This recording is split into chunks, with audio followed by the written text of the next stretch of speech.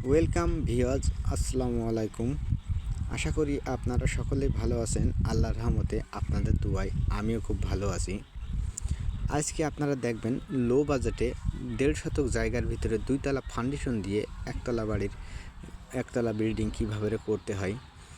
এই বিল্ডিংটার জায়গা আছে ১.৫ শতক। ১.৫ শতক জায়গার ভিতরে ৩ রুমের একতলা বিল্ডিং এটা করা হয়েছে। আপনারা একটু খেয়াল করে দেখেন যে বিল্ডিংটা করার সময় আমরা যে কাজগুলো করেছি আসলে খুবই অসাধারণ কাজ। যে কাজগুলো করা হয়েছে খুবই ফিনিশিং, খুবই অসাধারণ করা হয়েছে। এই বিল্ডিংটার আপনার লাম্বার যে মাপটা আছে সেটা হচ্ছে ৩৫ ফিট এবং আড়ে যে মাপটা আছে সেটা হচ্ছে ৩০ ফিট। এই ৩০ ফিট বাই ৩৫ ফিট জায়গার ভিতরে এত সুন্দর একটা বিল্ডিং করা হয়েছে। একটু দেখেন এই বিল্ডিংটা আপনার স্কোয়ার ফিটে হিসেব করলে দেখা যায় ১৫৭৫ ফিট। ১৫৭৫ ফিট এই বাড়িটার স্কোয়ার ছাদ হবে। এই ছাদে যে ছাদটা করা হচ্ছে এই ছাদটা সেন্টারিং করা হয়েছে এবং এই ছাদের কাজ চলছে এখন আপাতত আমাদের। এই ছাদের যে কাজটা চলছে এখানে কিন্তু ছাদে কিন্তু রড ব্যান্ডিংয়ের কাজ চলছে ছাদটা সেন্টারিং করে।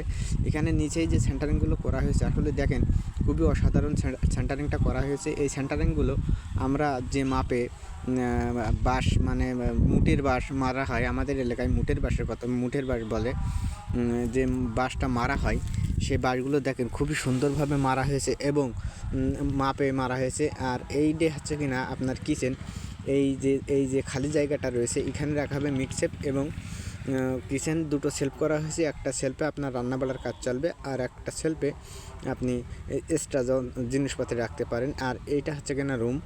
এই রুমটা করা হয়েছে ১১ ফিট বাই ১২ ফিট রুম। এই রুমটায় দুটো জানালা আছে।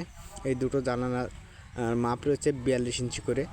আপনারা চাইলেই এমন সুন্দর বিল্ডিং গ্রামের ভিতরে করতে পারেন কম বাজেটে আপনার গ্রামের ভিতরে কম বাজেটের মধ্যে এমন বিল্ডিং করতে পারেন। এবং এখানে যে রুমটা রয়েছে এই রুমটাও কিন্তু ১১ ফিট বাই ১২ ফুট, কিন্তু এই রুমটায় একটা জানলা সেটা ওই পিছন সাইডে দেওয়া হয়েছে। ওই জানলাটাও রাখা হয়েছে ৪২ ইঞ্চি। আপনারা যদি চান এমন বিল্ডিংয়ের ডিজাইন সারা বাংলাদেশে আমরা এমন বিল্ডিংয়ের ডিজাইন করে দিতে পারবো। যদি আপনাদের কারোর যদি কিছু জানার থাকে তাহলে নিশ্চয়ই কমেন্টে জানাবেন।